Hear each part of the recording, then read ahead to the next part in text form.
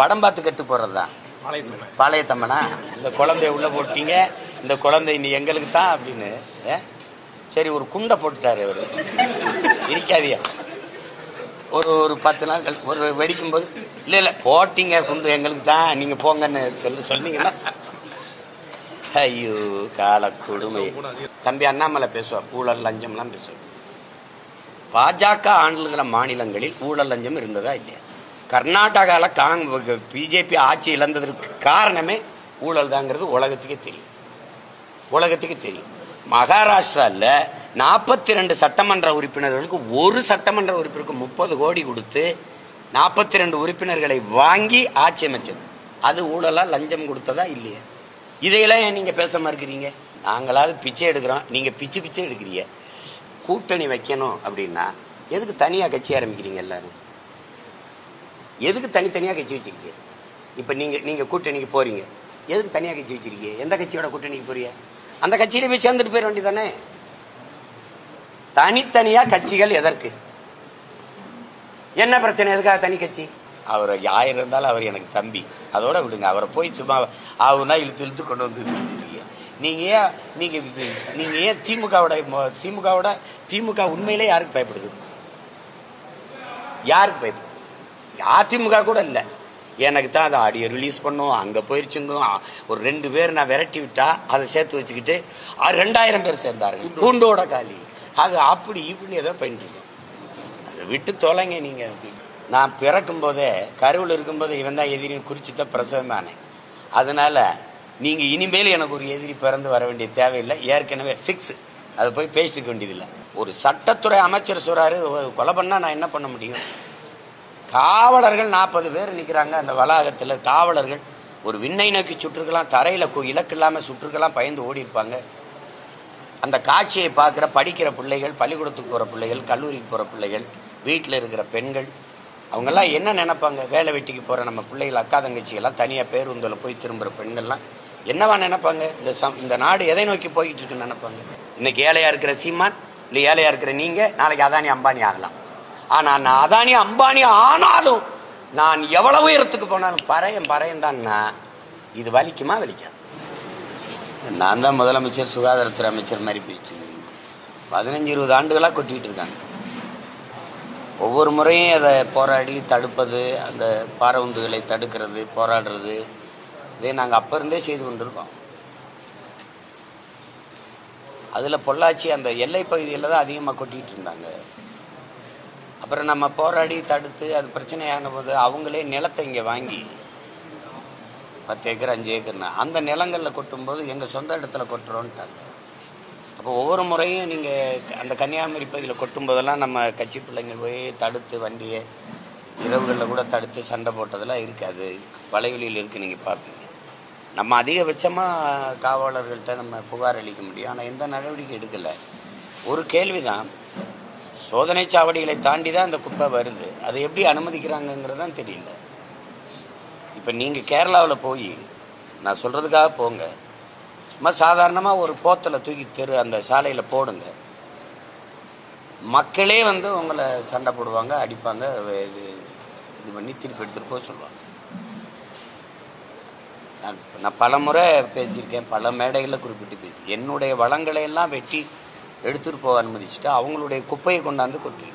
அது மக்கும் குப்பைகள் அல்ல, மருத்துவ கழிவுகள், குறிப்பாக புற்றுநோய் மருத்துவமனையின் கழிவுகள். இது எப்படி அந்த ஊசி அது இதெல்லாம் கொண்டாந்து இங்கே என் நிலத்தில் கொட்டிட்டு போனால் எப்படி? அது பாருங்கள், இன்னைக்கு நாங்கள் ரொம்ப சத்தம் போட்டு அது பிரச்சனையான பிறகு ஆய்வு செய்கிறது யார் தெரியுங்களா?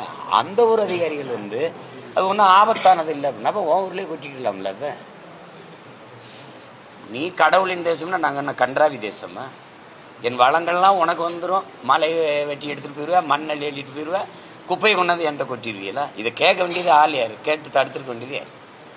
இந்த ஆட்சியில் இல்லை, போன ஆட்சியிலேருந்து இதான் நடக்குது, கண்டுகொள்றது இல்லை.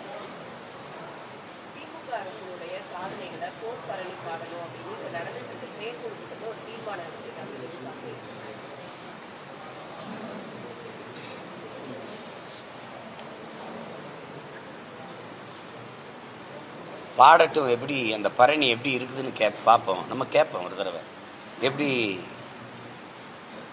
சொல்லுவாங்கல்ல, குடும்ப தலைவிக்கு 1000 கொடுத்தோம், அப்புறம் புரட்சி பெண்ணுன்னு ஒரு 1000 கொடுத்தோம், அப்புறம் தமிழ் மகன் ஒரு 1000 கொடுத்தோம். இதை தவிர வேற ஏதாவது பேசுவாங்களான்னு இந்த பரணி பாடுதான்னு பார்ப்போம். கள்ளச்சாராயம் குடிச்சு செத்தவனுக்கு 10 லட்சம் கொடுத்தோம். விவசாயி செத்தா அல்லது இராணுவத்திலிருந்து வந்து நாட்டின் பாதுகாப்புக்கு போய் செத்தா அவனுக்கு ஒன்றும் கொடுக்கல. நாங்கள் அதெல்லாம் சொல்லுவாங்கல்ல. நாடே வெள்ளத்தில் தென் மாவட்டம் வட மாவட்டம்லாம் நாசமாகி போச்சு. முதல்லையாவது ஒவ்வொரு இதில் சென்னையில் தூத்துக்குடியில் சேகத்துக்கெல்லாம் ஒரு 6000 எல்லாருக்கும் போச்சான்னு இல்லை, கொடுத்ததையாவது 6000 கொடுக்குறோன்னா சொல்லி கொடுத்தவங்களுக்கு. அது இப்போ வட மாவட்டத்தில் இவ்வளோ பெரிய சேதத்தை வேளாண்குடி மக்கள் சந்தித்து எல்லா விளைநிலங்களும் பால்பட்டு போயிருக்கும்போது 2000 ரூபா அறிவிக்கிறீங்க. அதுவும் ஒன்றும் பல பேருக்கு போய் சேரல. இந்த ஆட்சியில் என்ன சாதனைன்னு அவங்க சொல்லுவாங்கன்னு ஒரு தடவை நான் அந்த பரணியை கேட்க ரொம்ப ஆர்வமாக தான் இருக்கேன். அது எப்படி அந்த பரணி பாடப்படுதுன்னு தான் ஒரு தடவை பார்த்துருவோமே. நீதிமன்ற வாசலில் கொலை, மருத்துவமனைக்குள்ள கொலை, அப்புறம் பள்ளிக்கூடத்தில் பாடம் நடத்திக்கிட்டு இருக்க ஆசிரியர் கொலை, எல்லா கொலைகளையும் இப்போ ஆம்ஸ்டாங் கொலை, தம்பி ஆம்ஸ்டாங்குடைய கொலை, நேற்று பாளையங்கோட்டை அந்த திருநெல்வேலியில் நடந்த கொலையெல்லாம் பார்க்குற ஒருத்தர், இப்போ நீங்களோ நானோ அல்லது என் குடும்பத்து ஒரு நம்ம மக்கள் என்ன மனநிலையில் வெளியில் வருவாங்க? எப்படி என்ன பாதுகாப்பு இருக்கும் அவங்களுக்கு? தெருவில் போனால் உயிரோட வீட்டுக்கு வருவோமான்னு தெரியாமல் எப்படி நாட்டு மக்கள் வாழ்வது? கேட்டால் சட்டம் ஒழுங்கு சிறப்பாக இருக்குது, இது காவல்துறையின் பொற்காலம்னு சொல்ல வேண்டியது. எந்த கொம்பனும் குறை சொல்ல முடியாத ஆட்சியை நான் நடத்துகிறேங்கிறது. ஒன்று தான் உங்கள்கிட்ட கேட்பேன், உங்கள் மனச்சான்று தொட்டு நீங்கள் இதுக்கு பதில் சொல்லணும். அறிவு கருவறையில் அறிவை வளர்க்கிற ஆசிரியர் பெருமக்கள், அறிவார்ந்த சமூகத்தை உருவாக்கக்கூடிய ஆசிரியர் பெருமக்கள், பேராசிரியர் பெருமக்கள் பல்வேறு கோரிக்கைகளை வச்சு வீதிக்கு வந்துட்டாங்க. ஒரு நாட்டில் ஆகச்சிறந்த வளமே அறிவு வளம் தான். அந்த அறிவை வளர்க்கிற ஆசிரியர் பெருமக்கள், பகுதி நேர ஆசிரியர்கள் பணி நிரந்தரம் கேட்குறாங்க. தேர்வு 14,000 ஆசிரியர்கள் தேர்வு எழுதிட்டு ஆசிரியர் தேர்வுக்கு தேர்ச்சி பெற்ற ஆசிரியர் பெருமக்கள் எங்களுக்கு பணி நியமனம் செய்யுங்கிற. 14 வருஷம்னா அப்புறம் அதுக்கப்புறம் அவங்களுக்கு காலம் போயிடுச்சு, வயசு போயிடுச்சுன்னு கடத்தி விடுறது. ஏற்கனவே இருக்கிறவங்க சம வேலை சம சம்பளம் கொடுங்கிறாங்க. நாங்கள் இருக்கிறது மற்ற நிரந்தர ஆசிரியர் பெருமக்களுக்கு என்ன பணியோ அதை தான் செய்கிறோம், அந்த ஊதியத்தை எங்களுக்கு தாங்க, சம வேலை சம ஊதியம் அப்படின்னு ஒரு போராட்டம் நடக்குது. செவிலியர்கள் உங்களுக்கு தெரியும், கொரோனா நேரத்தில் தேவதைகளாக தெரிஞ்சவங்க இப்போ தேவையில்லாதவங்களா தெரியுறாங்க. அவங்க கோரிக்கை வச்சு வீதிக்கு. உயிர்காக்கிற மருத்துவ பெருமக்கள் வீதிக்கு வந்து போராட்டம். உலகத்துக்கு உணவளிக்கிற வேளாண் பெருங்குடி மக்கள், எங்கள் அப்பா சொல்கிறாரு, 2 தாய், ஒரு தாய் பெற்ற தாய் தந்தை, இன்னொரு தாய் உணவளிக்கும் விவசாயி. அவன் உயிரளிக்கிறான், உணவளிக்கிறான். உணவு இல்லாமல் உயிர் இருக்க முடியாது. அப்போ 2 தாய். அப்படி தாயாக இருக்கக்கூடிய விவசாய பெருங்குடி மக்கள் வீதியில் வந்து போராடுறாங்க. மீனவ குடிகள் வீதியில் வந்து போராடுறாங்க. மாணவர்கள் வீதியில் வந்து போராடுறாங்க. போக்குவரத்து தொழிலாளர்கள் வீதியில் வந்து போராடுறாங்க.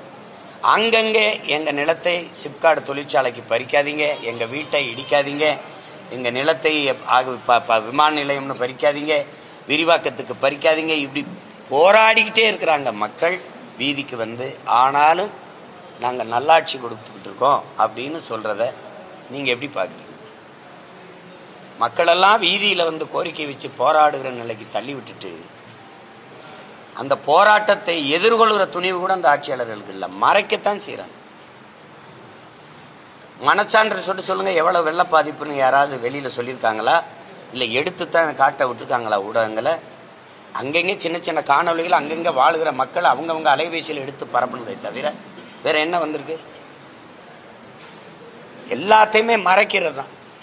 ஒரு சட்டத்துறை அமைச்சர் சொல்றாரு, கொலை பண்ணா நான் என்ன பண்ண முடியும்? காவலர்கள் 40 பேர் நிற்கிறாங்க அந்த வளாகத்தில். காவலர்கள் ஒரு விண்ணை நோக்கி சுற்றுக்கலாம், தரையில் இலக்கு இல்லாமல் சுற்றுக்கலாம், பயந்து ஓடி இருப்பாங்க. அந்த காட்சியை பார்க்குற படிக்கிற பிள்ளைகள், பள்ளிக்கூடத்துக்கு போகிற பிள்ளைகள், கல்லூரிக்கு போகிற பிள்ளைகள், வீட்டில் இருக்கிற பெண்கள், அவங்கெல்லாம் என்ன நினைப்பாங்க? வேலை வெட்டிக்கு போகிற நம்ம பிள்ளைகள், அக்கா தங்கச்சிகள்லாம் தனியாக பேருந்தில் போய் திரும்புகிற பெண்கள்லாம் என்னவா நினைப்பாங்க? இந்த நாடு எதை நோக்கி போய்கிட்டு இருக்குன்னு நினைப்பாங்க?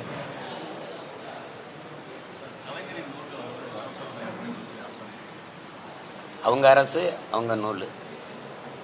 இந்த நாடே 90 விழுக்காடு அவங்க நாடு தானே. என்னோட தாழ்மையான கோரிக்கை, இந்த தமிழ்நாடுங்கிற பேரை மாத்திட்டு இது ஐயா கருணாநிதி நாடுன்னு கூட வைக்கலாம். யாரும் எதிர்க்க போறா?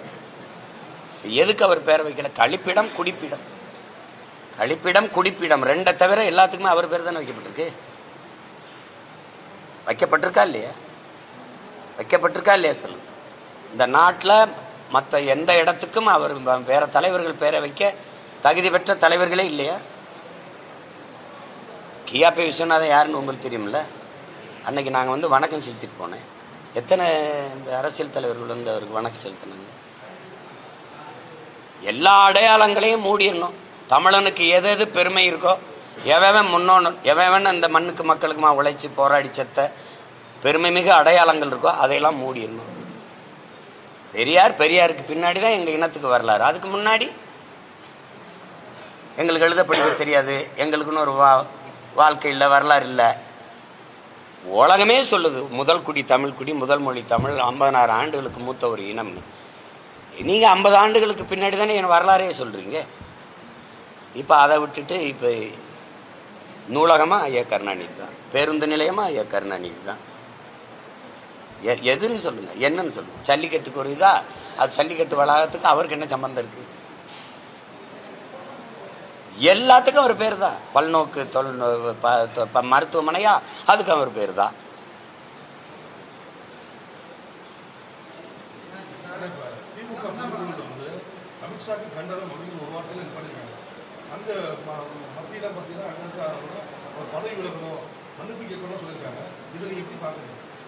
இதுல 2 பேருமே சலித்தவர்கள் இல்லை, காங்கிரஸ் பிஜேபி. அதனால அம்பேத்கரை வந்து ஒரு உங்களுக்கு அனுப்பிட்டா உங்க அலைபேசியில அரசியல் சாசனத்தை வகுக்கும் போது நத்தையை விட மெதுவாக இயங்குகிறார்ன்ட்டு நத்தை மேல அண்ணல் அம்பேத்கரை ஏற்றி வச்சு நேர் அவர்கள் சாட்டைட்டு அடிக்கிற கருத்துப்படம் இருக்குல்ல, கேள்விப்படம் அனுப்பிட்டா. அது யார் வெளியிட்டது? காங்கிரஸ். அம்பேத்கரை பேரை சொல்லி சில பிழைப்புவாதிகள் இங்கே பிழைத்துக் கொண்டிருக்கிறார் என்று பேச பெருமகன் யாரு? யாருன்னு சொல்லுங்க. அன்றைய கலைஞர். அவ அதை எப்படி சொல்றது? அன்றைய அமித்ஷா. எது ஒன்று இப்ப ஒரே நாடு ஒரே தேர்தலில் முதல்ல ஆதரிச்சு பேசின ஆள் யாரு? கொண்டு வந்தது யாரு? காங்கிரஸ். அன்னைக்கு 1975 நினைக்கிறேன், ஒரே நாடு ஒரே தேர்தல், அதாவது இந்த சட்டசபை தேர்தலுக்கும் பாராளுமன்றத்துக்கு ஒரே மாதிரி வந்தால் செலவு மிச்சமாகும் என்று அம்மையார் இந்திரா காந்தி ஒரு இடத்திலே நாங்கள் தீர்மானம் போட்டு அப்படின்னு பேசினது இருக்கு. உங்களுக்கு அனுப்பிக்கிட்ட எல்லாமே எங்க அப்பா நம்மாழ்வார் சொன்னதுதான் நான் உங்களுக்கு சொன்ன நினைக்கிறேன். மகனே, உலகத்தின் எந்த நச்சுத்திட்ட நாசத்திட்டத்துக்கு நீ வேறு தேடி போனாலும் அது அமெரிக்காவில் இருக்கும்டா. இந்திய நிலத்துல எந்த நச்சு திட்டத்துக்கு வேறு தேடி போனாலும் அது காங்கிரஸ் கிட்ட இருக்கும், அவங்க கையெழுத்துல இருக்கும்.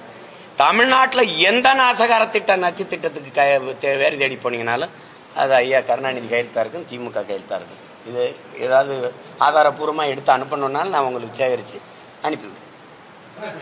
நீங்க டங்ஸ்டனை எதிர்க்குது நான் தீர்மானம் போடுறேன், நீங்க வந்து எடுங்கன்னு சொன்னீங்களா இல்லையா சொல்லுங்க. 2022-23 நீங்க பேசுனது இருக்கா? பேசுனீங்களா இல்லையா? இதே மாதிரி கொடுந்துட்டம் தானே மீத்தேன் ஈத்தேன், அதை கையெழுத்து போட்டு அனுமதிச்சது யாரு?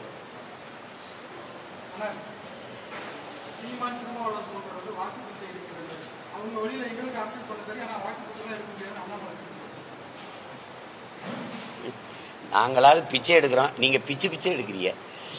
ஒரு கேள்விதானே, வெளிப்படையா பேசுவோம். எனக்கு இஸ்லாமிய மக்கள் ஓட்டு போட்டிருக்காங்கன்னு நீங்க நினைக்கிறீங்களா? அல்லாவுக்கு பொதுவாக நான் பேசுறேன்னு வச்சுக்கிறீங்களா? போடல. ஆனால் தொடக்கத்தில் இருந்து நான் ஒரு உறவுக்கார பிள்ளையா அந்த அவங்க சொந்த மகனா நின்று சண்டை செய்யறது அவங்களுக்காக நான் தான்.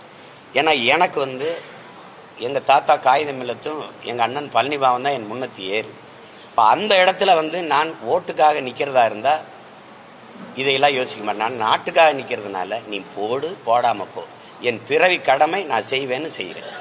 அப்படி சண்டை போடும்போது நீங்க வந்து ஓட்டு பிச்சை எடுக்கிறதுனா, தம்பி அண்ணாமலை கிட்ட நான் அன்பா கேட்கிறேன், இஸ்லாமியர்களை எதிர்ப்பதை தவிர உங்க ஆள் மனதுல நீங்க கை வச்சு பேசுங்க. உங்க கட்சிக்கு அதாவது RSS இயக்கத்துக்கு இஸ்லாமிய மக்களை எதிர்ப்பதை தவிர ஒரு கொள்கை கோட்பாடு இருக்குன்னு நீங்க சொல்லுங்க. நீங்க ஏதாவது சொல்லுங்க. சமூக நீதிக்கு உங்களுக்கு என்ன சம்பந்தம்? சமூக நீதி பேசுற நீங்கள் பொருளாதார அடிப்படையில் இடஒதுக்கீடு எப்படி கொண்டு வந்தீங்க? எக்கனாமிக்கலி பேக்வேர்டுன்னு நீங்க சொல்றீங்க, நாங்க சோசியலி எக்கனாமிக்கலி பேக்வேர்டு. நீங்க இந்த இடஒதுக்கீடு முறை எதற்காக கொண்டு வரப்பட்டதுன்னு முதல்ல முடிவுக்கு வாங்க. ஒருவன் ஏழையா இருக்கிறான்னா என்ன இந்த தெருவில் நடக்க விடல? ஏழையா இருக்கிறான் சீமான் அந்த குளத்துல குளிக்காதுன்னு சொன்னீங்க. நான் ஏழை, நான் கோயிலுக்குள்ள வராதுன்னு நீங்க சொல்லுங்க. நீங்க நான் தாழ்ந்த சாதி, இழி சாதி, ஈன மகன், என்னை பார்த்தா தொட்டா தீட்டுன்னு தானே நீ நடக்கவில்லை. அதுல தானே எனக்கு கல்வி, வேலை வாய்ப்பு, அரசியல் அதிகாரம் எல்லாத்தையும் பறிச்ச. அதன் அடிப்படையிலே திருப்பி தாங்குற போராடி பெற்ற உரிமை தான் இந்த இடஒதுக்கீடு, வகுப்பு வாரி பிரதிநிதித்துவம். இடஒதுக்கீடுன்னு கூட சொல்லக்கூடாது. ஏன்னா நீ ஏற்கனவே இடம் தராம ஒதுக்குன, இப்ப இடம் கொடுத்து ஒதுக்குறேங்கிற. இட பகிர்வு, இட பங்கீடுன்னு தான் நீ சொல்லணும்.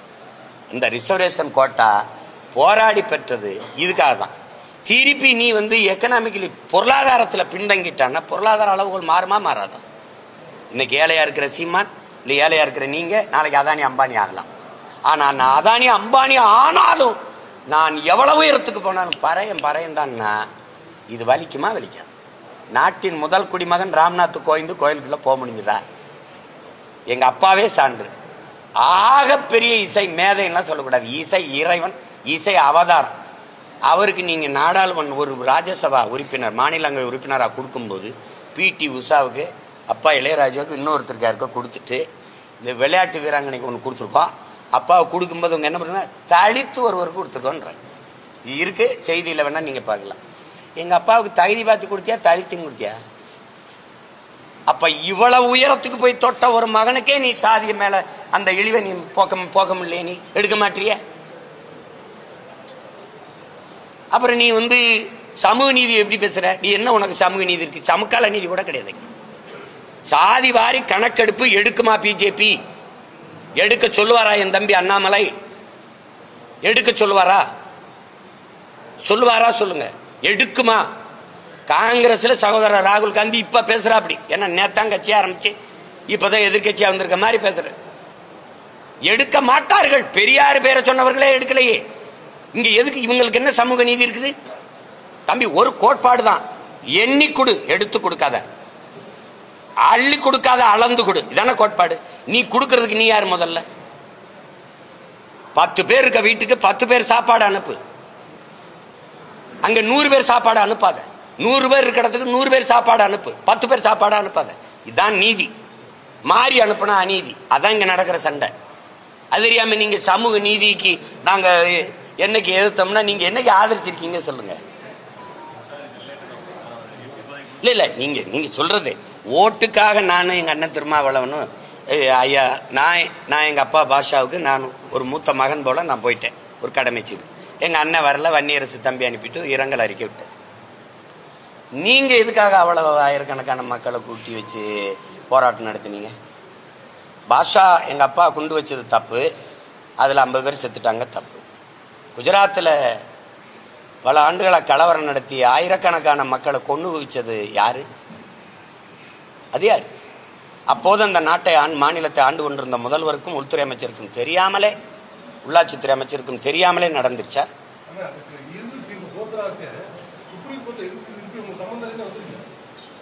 நீதிமன்றம் யாருக்கு சம்பந்தம்? நீதிமன்றம் சொல்லிருச்சு. உங்கள் மனசாட்சின்னு ஒண்ணு இருக்குல்ல, அந்த மன்றம் சொல்லுதா? ஒருத்தர் தெரியாம நடந்துருச்சா? சொல்லுங்க தம்பி. இது நீதிமன்றம் சொல்லிடுச்சுன்னா ஏற்க சொல்றீங்களா? நீதிமன்றம் சொன்னதுக்கு தானே ஆளுநர் பதவி. எல்லாத்தையும் வெளிப்படையா பேசணும்னு நினைக்கிறீங்க, தர்க்கம் பண்ணணும்னு நினைக்கிறீங்களா? நீங்க தம்பி நீங்க சொல்ல சொன்னா சொல்றாங்க. நீதிபதிகளை நியமிக்கிறது யாரு? தாகிருஷ்ணன் ஐயா, எங்க ஐயா கொலை வழக்கில் கூட தான் யாருமே கொலையாளி இல்ல விடுதலை. தன்னைக்கு தானே குத்திட்டு செத்துட்டாரா? இல்ல மக்களே அந்த கலவரத்தில் ஒருத்தர் வெட்டிட்டு செத்தாங்களா? எந்த நாட்டில் எங்க இருக்கிறீங்க நீங்க? இங்க தீர்ப்புகள் தான் சொல்லப்படும் தம்பி, நீதி வழங்கப்பட்டதில்லை இந்த நாட்டில். இது தீர்ப்பு மன்றங்கள் தான், நீதிமன்றங்கள் கிடையாது இந்த நாட்டில். அது சொல்லப்பட்டிருச்சுன்னு தான் தெரியுமே. அல்கீஸ் பானு பாலியல் வன்கொடுமை வழக்கில் கூட தான் எல்லாரும் விடுதலை ஆயிருக்கிறாங்க. அதையெல்லாம் அவங்க கண்டிப்பாங்களா?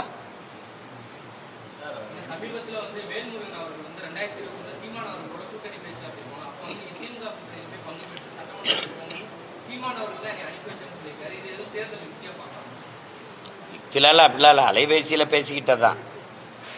அது முழுக்க பேசணுமா என்ன? அவர் பேசுற மாதிரியே நான் பேசணுமா என்ன?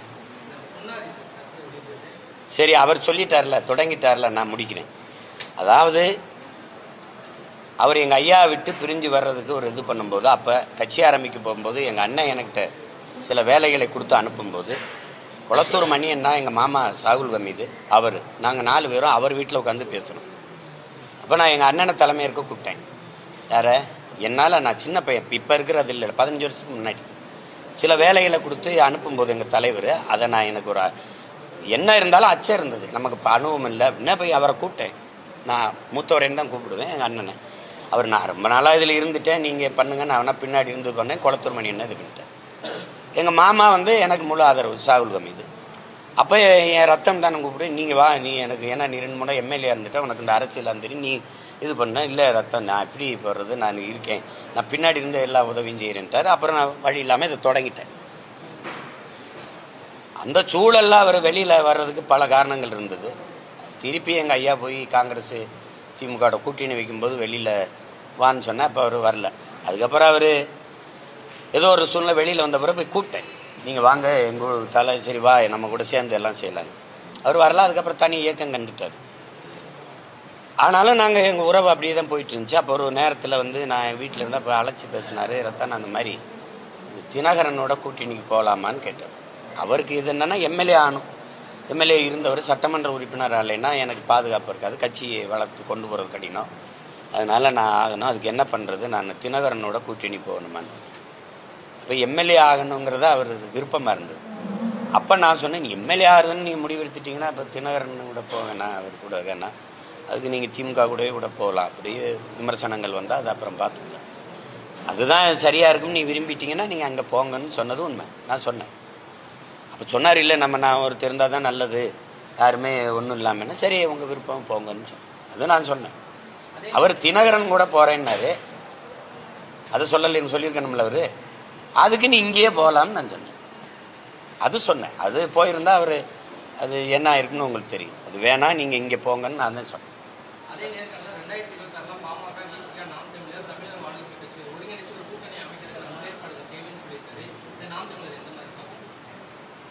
26 சாத்தியமானு எனக்கு தெரியல. நானே கூட தம்பி காபிரியலுக்கு கொடுத்ததில் கொடுத்துருக்கேன்.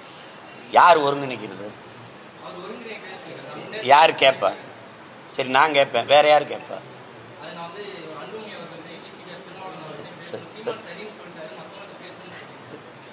சரி, பேசட்டும்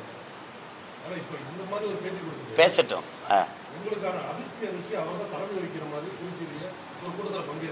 அதெல்லாம் பேசிட்டு வேண்டியதில்லை, அதெல்லாம் பேசிட்டு வேண்டியதில்லை. சரி, அது அவருக்கு இதுல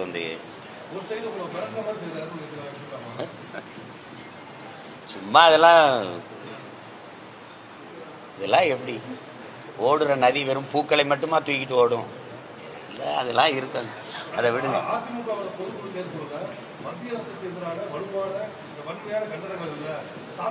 இல்லை இல்லை, இப்ப தம்பி கேட்டதுக்கு சொல்லணும்ல. தம்பி அண்ணாமலை நானும் எங்க அண்ணனும் ஓட்ட பொறுக்கிறோம். அவர் யாரோட ஓட்ட பொறுக்க அந்த பேரணியை நடத்தினார்.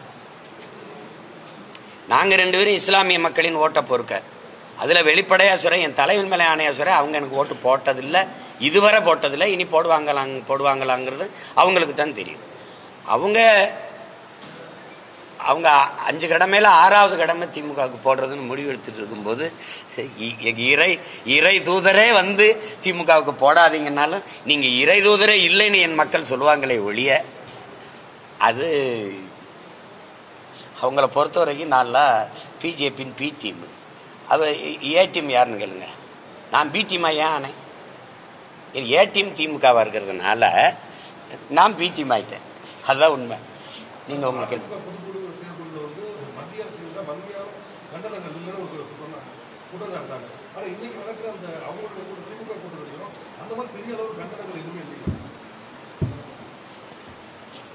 அது நகத்தை வச்சு கீறி விடுறது ஒண்ணு, சொரிஞ்சு விடுறது ஒண்ணு. சுகமா இது சொரிஞ்சு விடுறது, சுகமா சொரிஞ்சு விட்டு தூங்க விடுறது. அதை எதிர்க்க மாட்டாங்க. ஏன்னா இவங்களுக்கு யாருக்கிட்டையும் நேர்மை இல்லை, தூய்மை இல்லை. ஒரு அமலாக்கத்துறை சோதனையை போட்டால் என்ன நடக்குன்னு உங்களுக்கு தெரியும். அதுக்கு பயந்துக்கிட்டு தான் தமிழ்நாட்டில் நீங்கள் ஆந்திராவில் தெலுங்கானாவில் அவர் சந்திரசேகர் ராவ் மகளுக்கு சோதனை போகுது. ஜார்க்கண்டில் அவர் முதலமைச்சருக்கு போகுது. கெஜ்ரிவாலுக்கு சிறை போகுது. இந்த தமிழ்நாட்டு முதலமைச்சர் அவங்க சார்ந்தவங்களுக்கு அந்த குடும்பத்தை பற்றி எந்த விசாரணையும் போகல அமலாக்கத்துறைனா அப்போ ஒரு அனுசரிப்பு இருக்குது தானே. அதை பேச வேண்டிய நீங்கள் பேசலை. இப்போ நான் பேசி அது பயன் இல்லை.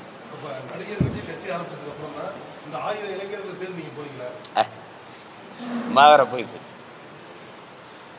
தம்பி அவர் 1000 இருந்தாலும் அவர் எனக்கு தம்பி, அதோட விடுங்க. அவரை போய் சும்மா ஆகுனா இழுத்து கொண்டு வந்து நீங்க ஏன் திமுக உண்மையிலே யாருக்கு பயப்படுது? யாருக்கு பயப்படுது? அதிமுக கூட இல்லை. எனக்கு தான் அதை ஆடியோ ரிலீஸ் பண்ணும், அங்கே போயிருச்சுங்க. ஒரு 2 பேர் நான் விரட்டி விட்டா அதை சேர்த்து வச்சுக்கிட்டு 2000 பேர் சேர்ந்தார்கள். கூண்டோட காலி. அது அப்படி இப்படின்னு ஏதோ பண்ணிட்டு அதை விட்டு தொலைங்க. நீங்க உங்களுக்கு ஒன்று சொல்றேன், என்னை எதிர்க்கிற எல்லாரும் என் எதிரிகள் இல்லை. நான் யாரை எதிர்க்கிறேனோ அவங்க தான் என் எதிரி. நான் பிறக்கும் போதே கருவில் இருக்கும்போது இவன் தான் எதிரின்னு குறிச்சுதான் பிரசவமானேன். அதனால நீங்க இனிமேல் எனக்கு ஒரு எதிரி பிறந்து வர வேண்டிய தேவையில்லை. ஏற்கனவே ஃபிக்ஸ். அதை போய் பேசிக்க வேண்டியதில்லை. பயப்பிள்ளையா? நான் கேட்கறது பதில் சொல்லணும். பயப்பில்லை அப்படித்தானே? பயப்பில்லை. தினார் அமைச்சர் 2 பேர் உட்கார்ந்துக்கிட்டு யாருன்னே தெரியாத 2 பேர் கட்சியை விட்டு விலகினார்கள், 1000 பேர் இணைந்தார்கள். எனக்கே இவன்லாம் யாருன்னு தெரியலையே, கட்சியை நடத்துற எனக்கே தெரியல. அவனெல்லாம் சேர்த்துக்கிட்டு பேட்டி தேனான்னு பேட்டி. இப்போ பயன்தானே? ஒரு காவல்துறை அதிகாரியை வச்சுக்கிட்டு எல்லாரும் செல்போனையும் பறிச்சுக்கிட்டு வழக்கை போட்டு ஆடியோ வெளியிட்டு முன்னாடியெல்லாம் சினிமாவுக்கு தான் ஆடியோ வெளியிட்டாங்க. இப்போ தான் அரசியலுக்கு ஆடியோ வெளியிடுறதெல்லாம் நடக்குது. இதெல்லாம் பயம் இல்லாமையா இருக்குது? பயம் இல்லாமையா என் சின்னத்தை எடுத்தீங்க? பயம் இல்லாம எனக்கு என்ன ரைடு விட்டீங்க? என்ன பண்ணீங்க? ரைடு விட்டீங்களா? என்ன பண்ணீங்க? நடவடிக்கை இருந்தா சும்மா அச்சுறுத்தணும். எதுக்கு 6 தேர்தலை சந்திச்சவன் ஒரு விவசாய சின்னத்தை வச்சு அவனை அவசரமா அந்த சின்னத்தை நீங்க எடுத்தீங்க? பயந்தானே? அப்புறம் இப்ப என்ன பண்ணுவீங்க? இப்ப நான் அங்கீகரிக்கப்பட்ட 7 விழுக்காடு வச்சிருந்தேன், 1 விழுக்காடு தான் குறைஞ்சி. அந்த சின்னம் இருந்தா அப்ப வாய்ப்பு தரணும்ல, திருப்பி அதை எடுத்துக்கிட்டீங்க. இப்ப 8 விழுக்காட்டுக்கு மேல வந்துட்டேன். இப்ப நான் கேட்கிற சின்னத்தை கொடுக்கணும். அதே விவசாய கொடுன்னு வாங்கினா என்ன பண்ணிருவீங்க? சும்மா ஏதாவது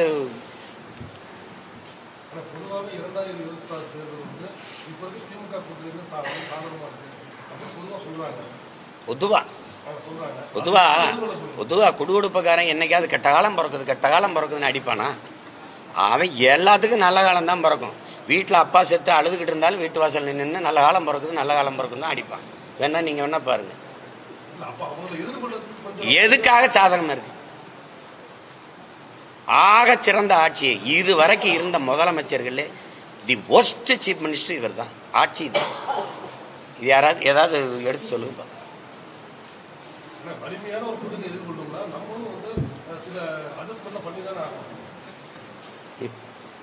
நான் ஒரு கேள்வி கேட்கிட்டா, கூட்டணி வைக்கணும் அப்படின்னா எதுக்கு தனியா கட்சி ஆரம்பிக்கிறீங்க? எல்லாரும் எதுக்கு தனித்தனியா கட்சி வச்சிருக்கீங்க?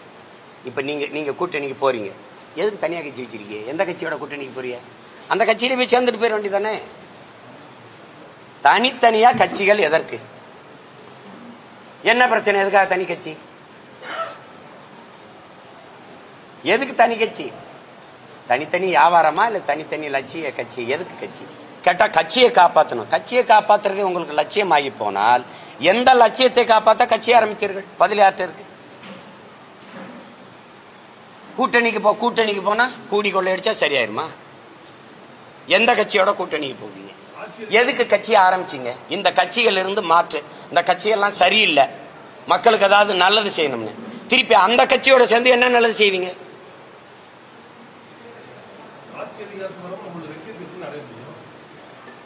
இப்ப குப்பையை வேகமா அல்றாங்களே, அது யாருக்காக அல்றாங்க? பேனா சில வைக்காம இருக்கு, யாருக்காக இருக்கு? சென்னையில பல இடங்களை வீடை இடிக்க போய் இடிக்காம திரும்பி இருந்திருக்காங்களே, யாருக்காக இருக்கு? பரந்தூர் விமான நிலையம் இன்னும் கட்டப்படாம அப்படியே இருக்கு, யாருக்காக இருக்கு? 8 வழிச்சாலை யாருக்காக போடாம இருக்கு? யாருக்காக? எங்களுக்காக தான். என்ன சாதிக்கிறீங்க? 36 லட்சம் பேர் ஓட்டுக்கு 1 ரூபா வாங்காம 36 லட்சம் பேர் உண்மை நேர்மையா நல்ல அரசியல் வரணும்னு எண்ணத்துல வாக்கு செலுத்தின அந்த மக்கள் அப்படின்னா அது மாறுதல் தானே? எந்த அரசியல் பின்புலம் இல்லாத எளிய பிள்ளைகள் தேர்தலில் 117 பெண்கள் 117 ஆண்கள் போட்டியிட்டு 8 விழுக்காடு அங்கீகாரத்தை பெற்று ஒரு அங்கீகாரம் பெற்ற அரசியல் கட்சியா வர முடியும்? பணம் இருக்கவன் தான் அரசியல் செய்ய முடியும். அதை மாற்றி இல்லை, நாட்டுக்கு மக்களுக்கும் சேவை செய்ய வேண்டும்ங்கிற மனம் இருக்கவன் அரசியல் செய்ய முடியுங்கிறது சாதனை தானே, சாதனை தானே. அப்புறம் வென்று அதிகாரத்துக்கு வந்துட்டீங்க, என்ன பண்ணீங்க? ஒண்ணு சொல்லுங்க. எம்எல்ஏ ஆயிட்டீங்க, ஒண்ணு. இந்த அவர் கேட்டார்ல, எங்க ரத்த வேல்முருகனே சொல்றாரு, 3.5 வருஷம் பொறுத்துட்டேன், என் தொகுதிக்கு ஒண்ணுமே செய்யல. இதுக்கே எம்எல்ஏ ஆகணும்? பேட்டி கொடுத்துருக்காருல்ல, எதுக்கு எம்எல்ஏ ஆகணும்? அப்போ அந்த கட்சியில போயிட்டீங்க, கூட்டணி வச்சுட்டீங்க, அதிகாரத்துக்கு வந்துட்டீங்க, எம்எல்ஏ ஆயிட்டீங்க, சொந்த தொகுதிக்கு ஒன்னும் செய்ய முடியல, புலம்புரியல. அப்ப ஏன் போகணும்? நீங்க போராடினா நடக்க மாட்டுது. ஆனா நான் தனிச்சு நின்று நாங்க போராடும் போது அது கவனிக்கப்படுது, வேக வேகமா பேசப்படுது.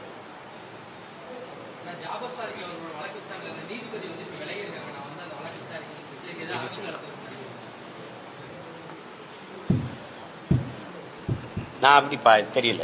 எனக்கு ஐயா நீதியரசர் மேல எனக்கு பெருத்த மரியாதை உண்டு, அன்பு உண்டு. அதுல எனக்கு கருத்து இல்லை, தெரியல. அவர்கிட்ட தான் கேட்கணும்.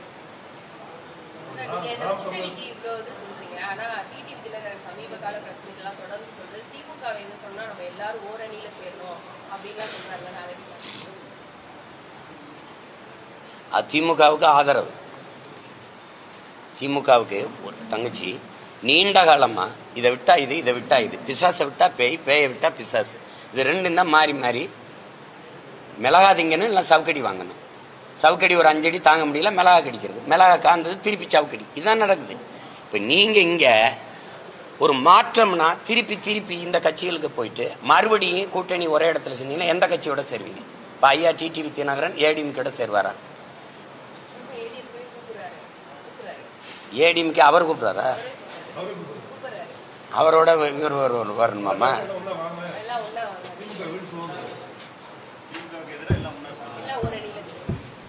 இதெல்லாம் என் மயம் வாங்க என் தலைமையில விளையாடுங்கன்னு சொல்ற மாதிரி. சும்மா இதெல்லாம் தங்கச்சி சாத்தியம் இல்லாத. இப்ப ஏதோ ஒண்ணு பேசுறதுக்கு பொழுதுபோக்கு பேசிக்கலாம இல்லையே, நடக்க போறத பேசுங்க. நீங்க என்னை எப்படி சொல்லுவாங்கன்னா தங்கச்சி, பாராளுமன்ற தேர்தலை நான் தனிச்சு நிற்கும் போது, ஐயோ நீங்க வாக்க பிரிப்பீங்க பிஜேபி வந்துடும். இப்ப தனிச்சு நிக்க போனேன்னு வச்சுக்கோங்க, ஐயோ நீங்க இது பண்ணுவீங்க, நீங்க அது திமுகவுக்கு சாதகமாயிரும், திமுக வந்துரும்ங்கிறாங்க. நான் போட்டிடுறதே நாங்க வர்றதுக்கு தான். இதை செய்யாத அது வந்துடும், அதை பண்ணாத இது வந்துடும். யோ எப்ப விடு என்ன இதெல்லாம் ஒரு இப்படி ஒரு நிலைப்பாடு எங்க அரசியலை பத்திரிக்கை. மறுபடியும் என்ன பண்ணுவாங்கன்னா, இந்த 2 கட்சி இதுக்கு எதிராக ஒரு கட்சி கூட்டணிக்கு போகும்போது 2 கட்சி தான், மாற்றுங்கிறதே இருக்காது. இப்ப நான் தனியா நிக்கிறதுல இவங்களுக்கு என்ன பிரச்சனை அப்படின்னா, தனியா இவன் எதோடும் சேர மாட்டான இந்த பைய, இவனை எப்படி நாசம் பண்றது, இவனையும் ஒன்னாப்தி பார்ட்டி ஆக்கி விட்டோம்னா கச்சோலி முடிஞ்சிடும். இப்ப இவ்வளவு நேரம் நீங்க கேட்கறதுக்கெல்லாம் பதில் சொல்றல, யாராவது ஒருத்தர் உட்கார்ந்து பதில் சொல்லுங்க. இப்ப நீங்க ஊழல் லஞ்சம் இதெல்லாம் தம்பி அண்ணாமலை பேசுவார், ஊழல் லஞ்சம் எல்லாம் பேசுவார். பாஜக ஆண்டுகிற மாநிலங்களில் ஊழல் லஞ்சம் இருந்ததா இல்லையா? கர்நாடகால பிஜேபி ஆட்சி இழந்ததற்கு காரணமே ஊழல் தாங்கிறது உலகத்துக்கே தெரியும், உலகத்துக்கு தெரியும். மகாராஷ்டிரால 42 சட்டமன்ற உறுப்பினர்களுக்கு ஒரு சட்டமன்ற உறுப்பினருக்கு 30 கோடி கொடுத்து 42 உறுப்பினர்களை வாங்கி ஆட்சி அமைச்சது. அது ஊழலா லஞ்சம் கொடுத்ததா இல்லையா? இதையெல்லாம் ஏன் நீங்க பேச மறுக்கிறீங்க?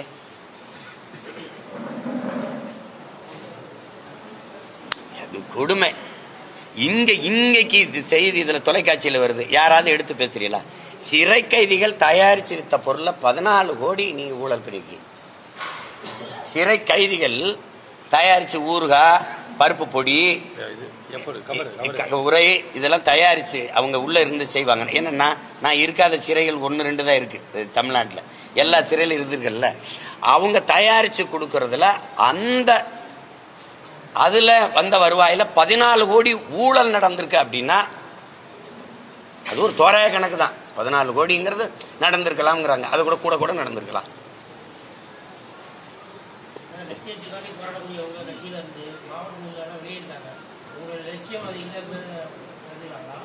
விலகிருக்காங்களா? நாங்க விலைக்கு அனுப்பியிருக்கோமா?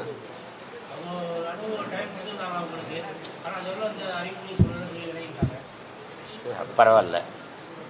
சரி, அவங்க நேரம் முடிஞ்சிருச்சு, போயிட்டாங்க. இப்ப அவங்க ஒரு உயர்ந்த லட்சியத்துக்காக தொடங்கியிருக்காங்கல்ல, அந்த லட்சியத்தை அவர் அடைய நான் வாழ்த்துறேன். தானே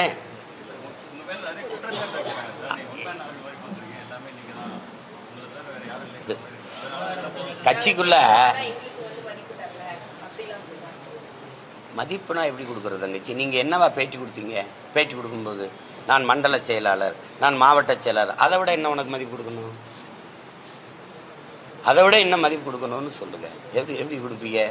கட்சிக்குள்ள என்னை எங்களை வளர விடலைன்னு, கட்சிக்குள்ள உங்களை வளர விடுறதுன்னா எப்படி வளர விடுறது? கட்சியை வளர்க்க விடலை அப்படிங்கிறது ஒரு குற்றச்சாட்டு. கட்சிக்குள்ள எங்களை வளர விடலைன்னா அது எப்படி குற்றச்சாட்டா பாக்குறீங்க? உலகத்தில் இப்படி ஏதாவது ஒரு குற்றச்சாட்டு? ஏய் பைத்தியக்கார, கட்சி வளர்ந்தாதான்டா நீ வளர முடியும். கட்சியின் வளர்ச்சிக்கு பாடுபடாம கட்சிக்குள்ள 4-5 பேரை சேர்த்து வச்சுக்கிட்டு நான் தான் கட்சின்னு காட்டிக்கிட்டு போறத எப்படி கட்சிக்குள்ள எப்படி அனுமதிப்பிய? சர்வாதிகாரமா இயங்கலைன்னா இந்த கட்சி என்னைக்கோ சல்லியா போய் கதை கந்தலா இருக்கு. தங்கச்சி 60 பேர் போற பேருந்துனாலும் ஒரு ஓட்டுநர் தான் ஓட்டணும். 1000 பேர் போற கப்பல்னாலும் ஒரு மாலுமி தான் ஓட்டணும். ஆளாளுக்கு ஓட்ட தெரியும்னு ஓட்டினா கப்பல் கரை சேராது, பேருந்து ஊர் போய் சேராது, தங்கச்சி சுடுகாட்டுக்கு தான் போகும். புரியுதா? இப்பதான் நீங்க தனித்தனியா போய் கட்சி கட்டிட்டியல்ல, இப்ப நடத்தி பார்க்கும்போது தெரியும் சீமான் எவ்வளவு பெரிய தலைவன். எப்படி தெரியும்? ஆஹா, அப்படிதான் தெரியும்.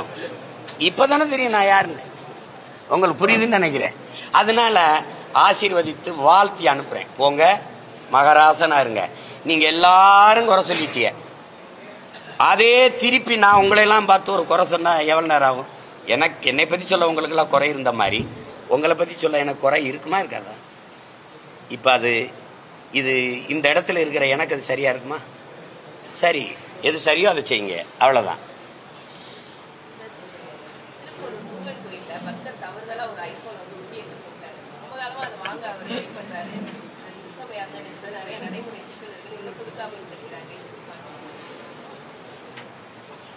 அது எப்படி சிரிச்சுக்கிறதா அழுதுகிறதான்னு தெரியல. ஒருவேளை எங்க இறை முருகன் ஒரு தடவை ஐபோன்ல பேசணும் யார்கிட்டன்னு ஆசைப்பட்டாரா? வள்ளிட்டு பேசுறது. தங்கச்சி, இவர் நம்மாலு காணிக்கை செலுத்தும் போது ஒன்று இடது கையில அலைபேசி வச்சுக்கிட்டு போட்டிருக்கலாம். சரி, போட்டாரு. அதை எடுத்து அவரு அலைபேசி தானே உறுதி இருந்து கொடுத்து விட்டுருக்கணும்.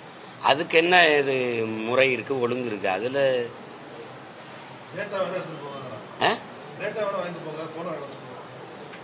யாருக்கு வச்சு என்ன பண்ண போறாங்க? வித்து உண்டியில காசா போட்டுருவாங்களா? இல்ல என்ன பண்ணுவாங்கன்னு இருக்குல்ல சட்டம். திருப்பூர் முருகன் கோயிலுக்குன்னு தனி சட்டம் இருக்கா? படம் பார்த்து கட்டு போறதுதான். பாளையத்தம்மனா இந்த குழந்தைய உள்ள போட்டீங்க, இந்த குழந்தை இனி எங்களுக்கு தான் அப்படின்னு. சரி, ஒரு குண்டை போட்டுட்டாரு அவரு.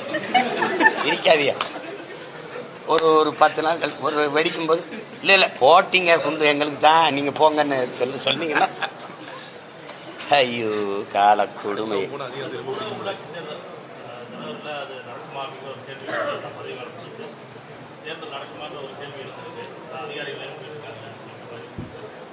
அதுல எனக்கு ஒன்றும் பெரிய ஆர்வம் இல்லை. ஆனா நடந்தா நாங்க போட்டிடுவோம், அவ்வளவுதான் சொல்ல முடியும். நாங்க வந்தா அது உள்ளாட்சி துள்ளாட்சி, அதுல நானே நல்லாட்சி கொடுக்கும்போது அங்க என்ன ஒரு உள்ளாட்சின்றோம். வேறு வரைக்கும் நானே ஒண்டி தண்ணி ஊற்றும் போது அங்க எதுக்கு அங்க ஒரு வேலைக்காரன், அப்புறம் எதுக்கு வட்டாட்சியர், அப்ப கிராம அதிகாரி, அப்புறம் மாவட்ட ஆட்சியர், மக்களின் நலத்திட்டங்களை கொண்டு போய் சேர்க்க இவ்வளவு இருக்கும்போது இந்த ஊழல் லஞ்சத்திற்கான தொடக்கமே அங்கதான் ஆரம்பிக்குது. சாதிய மத மோதல்களும் அங்கதான் ஆரம்பிக்குது. எதுக்கு எம்ஜிஆர் ஆண்ட 13 வருஷம் அந்த அவர் ஆட்சி காலத்துல 9 ஆண்டுகள் என்னமோ நடக்கலையே. சரி, ஒரு தடவை உள்ளாட்சி நடத்தாம நான் ஆட்சி நடத்தி காட்டுறாங்க, ஏதாவது தேவைப்படுச்சுன்னா சொல்லுங்க. இந்த உள்ளாட்சி அதிகாரங்களால நடந்தது அதிகப்படியா ஊழல் லஞ்சம் சுரண்டல் இது நடந்திருக்கா? இல்ல எதுவும் நல்ல நிர்வாகம் நடந்திருக்கா? ஏதாவது சொல்லுங்க. நீங்க இத்தனை ஏரி குளங்களை தூர்வாகி இருக்காங்க, இவ்வளவு மரக்கண்டுகளை நட்டு வளர்த்திருக்காங்க, இவ்வளவு நீர்த்தேக்கங்களை உருவாக்கி இருக்காங்க, சாலைகளை எப்படி சீரமைச்சிருக்காங்க, ஏதாவது சொல்லுங்களேன்.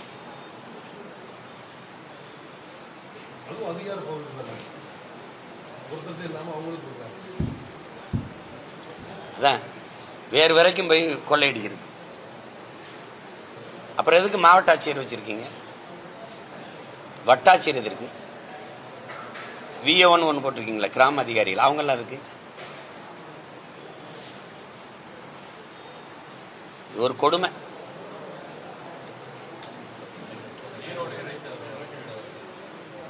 இடைத்தேர்தல் நடந்தா நாங்க போட்டிடுவோம், உறுதியா போட்டிடுவோம்.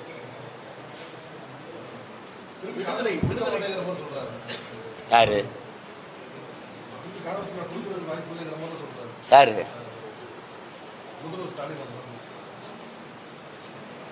தெரியல. எனக்கு வந்த செய்தி வந்து தம்பி திருமகன் நீவேராவோட தம்பி ஒருத்தர் இருக்கார்ல, அவருக்கு கொடுக்கறதுன்னு சொன்னாங்க, சொல்லிக்கிட்டாங்க.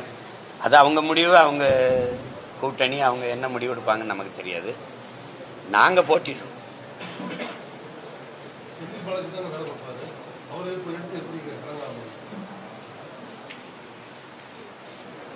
அவர் என்ன ஆரிய படை கிடந்த பாண்டியன் என்ன இல்ல, தலையலங்கானத்து செருவன்ற பாண்டியனா இல்ல, என்னது இல்ல, கோனேரி மைவன்ற குலசேகர பாண்டியனா, யாரு? உலகத்துல சாராயம் விற்கிறதுக்கு எனக்கு ஒரு அமைச்சர் கொடுத்துருக்காங்கன்னு பேசுறதெல்லாம் இந்த நாட்டில் ஏன் ஒரு கொடுமை. ஒரு பக்கம் சுகாதாரத்துறை அமைச்சர், ஒரு பக்கம் சாராயம் விற்கிறதுக்கு ஒரு அமைச்சர், நடுவில் மனித வளம் மேம்பாட்டுக்கு ஒரு அமைச்சர். எது குடித்து வரும்போது நாலு மனித வளம் மேம்பட்டுருவா இல்லை, என்னத்தையோ ஒன்று போய் கொடுமை நடக்குது. காசு வச்சிருக்கீங்க, கொள்ளையடிச்சு பணம் வச்சிருக்கீங்க, வேற என்ன இருக்கு? பெரிய கட்சி, பெரிய கட்டமைப்பு, 1 கோடி 1.5 கோடி தொண்டர்கள், அதிகாரத்தில் இருக்கீங்க, பல முறை ஆட்சி அதிகாரத்தில் இருக்கிறீங்க, நல்ல ஆட்சி கொடுத்தோம்னு சொல்றீங்க. நீங்க நாட்டின் முதல்வர் அல்லது துணை முதல்வர் அல்லது அந்த கட்சியின் அமைச்சர் பெருமக்கள் பேசும்போது மக்கள் தானாக வந்து கூடுவாங்களா? காசு கொடுக்காம வருவாங்களா? சொந்த கட்சிக்காரன் காசு கொடுக்காம, சாப்பாடு கொடுக்காம, சாராயத்துக்கு பணம் கொடுக்காம வருவானா? உங்களால சொல்ல முடியுமா? அப்புறம் சொந்த கட்சிக்காரனே காசு கொடுத்தாதான் வேலை செய்வான், தேர்தலுக்கு வாக்கு போடுவான். அப்புறம் என்ன அது ஒரு கட்சி? அப்புறம் அது போயிட்டு இருக்கீங்க நீங்க.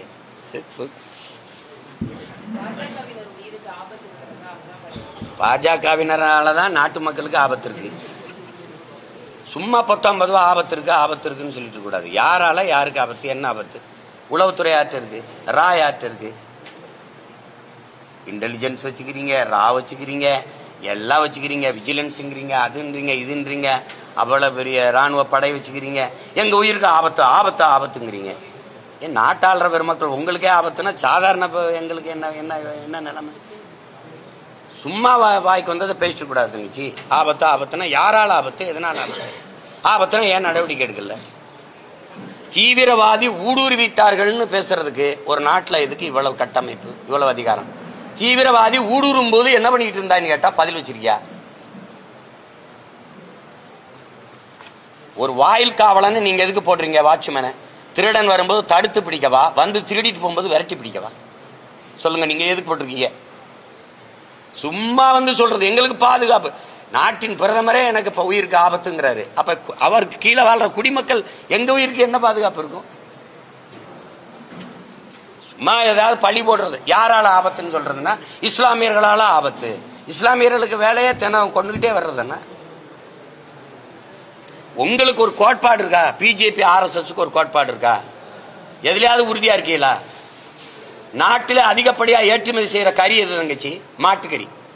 பீஃப் எக்ஸ்போர்ட் ஹே, இந்துஸ்தான் நம்பர் 1 ஹே. நான் சொல்லும் போது சிரிச்சிங்க, அவரே சொல்லிட்டாரு. அதிகப்படியா அந்நிய செலாவணியை ஈட்டுகிற, வருவாயை ஈட்டுகிற தருகிற ஒரு இது மாட்டுக்கறி ஏற்றுமதி தான். இந்த மாட்டுக்கறியை ஏற்றுமதி செய்யப்படுகிற நாடுகள் எது?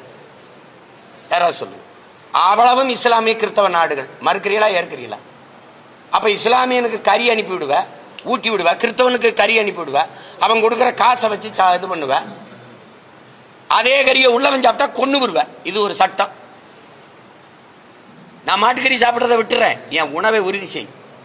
அப்புறம் நான் எதை சாப்பிடணுங்கிறத முடிவு செய். அதானே ஆட்சியாளனுடைய கடமை. இதே பட்னி போட்டுற, நான் நண்டை திங்கிறேன், நத்தை திங்கிறேன், எலிய கூட தின்னு, பூனை கூட தின்ட்டு போறேன், உனக்கு என்ன? நீங்க வெங்காயம் வெள்ளைப்பூண்டு கூட தான் திங்க மாட்டேங்கிறீங்க. நாங்க ஏதாவது கேட்கிறோமா? சொல்லுங்க. எந்த கோட்பாட்டில் நீங்க சரியா இருக்கிறீங்க? உங்களுக்கு நாட்டை பத்தியோ மக்களை பத்தியோ கவலை கிடையாது. சாமி சாமின்னு பேசிட்டு இருந்தீங்க. வாழுகிற பூமியை பத்தி ஒரு நொடி கவலைப்பட்டிருக்கீங்களா நீங்க? இந்த மலையை வெட்டி கொண்டு போறதை பத்தி உங்க கவலை, மணலை அள்ளி விற்கிறத பத்தி கவலை, நச்ச ஆலைகளை நிலமெங்கும் நிறுவி புவி வெப்பமானது, காற்று மாசுபட்டது, பருவநிலை மாற்றம், அதை பற்றிய கவலை ஒண்ணும் கிடையாது. இஸ்லாமியனை எழுத்துறணும். என்னமோ பாபர் எல்லாரையும் விட்டுட்டு போன மாதிரி. இங்க இருக்கிற இஸ்லாமிய யாரு இஸ்லாமிய? நேத்து யாரு? என் தம்பி யுவன் சங்கர் ராஜா. இன்னைக்கு யாரு? இந்த மாதிரி ஒரு நாடை நீங்க பார்த்திருக்கீங்களா? என் தம்பி யுவன் சங்கர் ராஜா இஸ்லாத்தை ஏற்றுட்டாருங்க. இப்ப அவர் சிறுபான்மைங்க. என் தம்பியை பெத்த எங்க அப்பா இருக்காருல இளையராஜா, அவர் பெரும்பான்மைங்க. ஒரு நாட்டை பத்தியெல்லாம் எப்படின்னு புரியுதா உங்களுக்கு நான் சொல்றது?